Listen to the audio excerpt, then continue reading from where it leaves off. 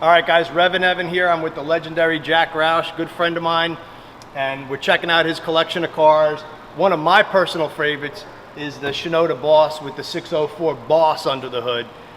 He's got a lot of cars here, and there's a lot of neat stuff, but this car is special to me because I actually got to drive this car in anger at the Yucca Proving Grounds in Arizona when it was first built by John Coletti. He handed me the keys and said, just take it out and mash it, hold it to the floor until it hits the rev limiter. I built it for John. I know you did, and that's why it's like extra special, because we just drove Jack's Boss 429 street car, so this takes it to a whole nother level.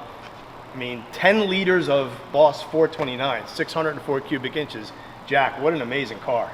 Yeah, the block that's in it today, we had 2 or 3 different engines in it, but it's actually the core engine that's in it was a Wood Brothers NASCAR engine. All right, well, that kind of makes sense. I bought it from Glenwood in 1971 when I went through Stewart, Virginia, and I was collecting parts for my Boss 429 drag race program. And they had just made their change to the Cleveland, the small block. Right. And so he had several of these engines stacked up for sale, and I bought 2 and carried them home with me. And I had one of them still that I hadn't used. And when Coletti heard an engine, we built a bigger engine out of the Wood Brothers block. Amazing. So when SVT or SVE at the time, Coletti says, hey, build me something cool. Like, are you just looking through your parts bin going, well, I got a Boss 429 over there I can build. Like, how does that even happen? Well, we wanted to build something that would be able to handle anything else that was on the street. And the Boss 429 had the good flowing cylinder heads. It needed to have more displacement, like the stroke. So we put the stroke to it, and just all bets are off. Yeah, because forget 500 cubic inches. This thing is 604 cubic inches. And then on top of that, you made it fuel injection because you really don't want to put carburetors on a 90s car. Going into the 2000s, fuel injection is everything. So what did you do with that intake manifold? That thing's crazy looking. Yeah, we did some flow work on it and maximized it for the space we had under the hood. Right, because you could see, we'll show you, the intake elbow is, I mean, it's ginormous.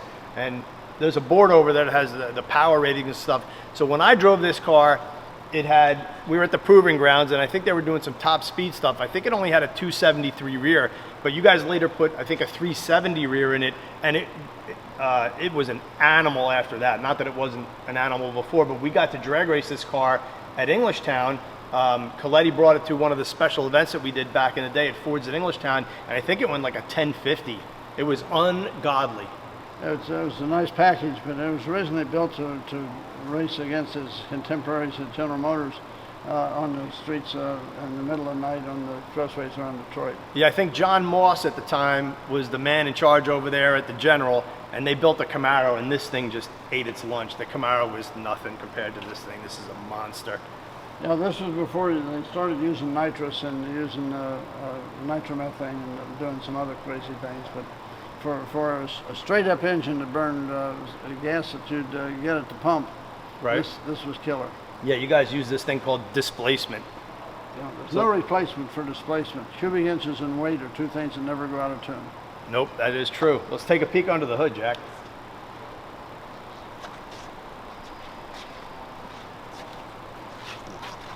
See, magnesium valve covers are painted because magnesium deteriorates. It oxidizes in the air, so it's got painted valve covers, but they're the lightest ones that we had available.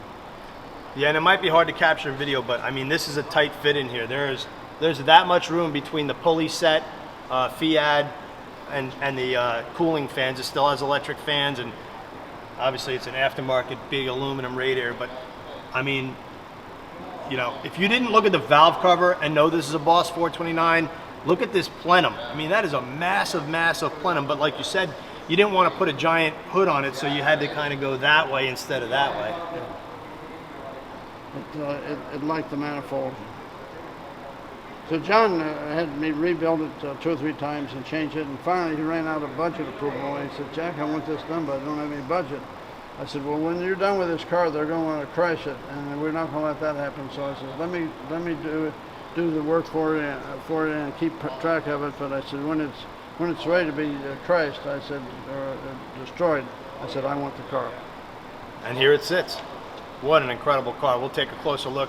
It's like stock interior looking thing and Cobra wheels, but you know, the Shinoda paint scheme was very popular for the time, and this car was legendary because of what's under the hood. This, you know, the heart of this project sits right here, and that's what really made this thing special. But the engineering that has been done all through time by Roush and Jack and his team is just always about taking things to the next level, pushing technology, really showing what can be done.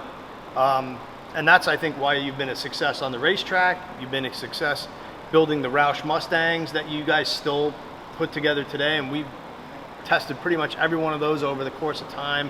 When I was with Muscle Mustangs and Fast Fords, that was always one of my favorite parts of the job, was testing a Roush Mustang, whether it was on the drag strip or the road course.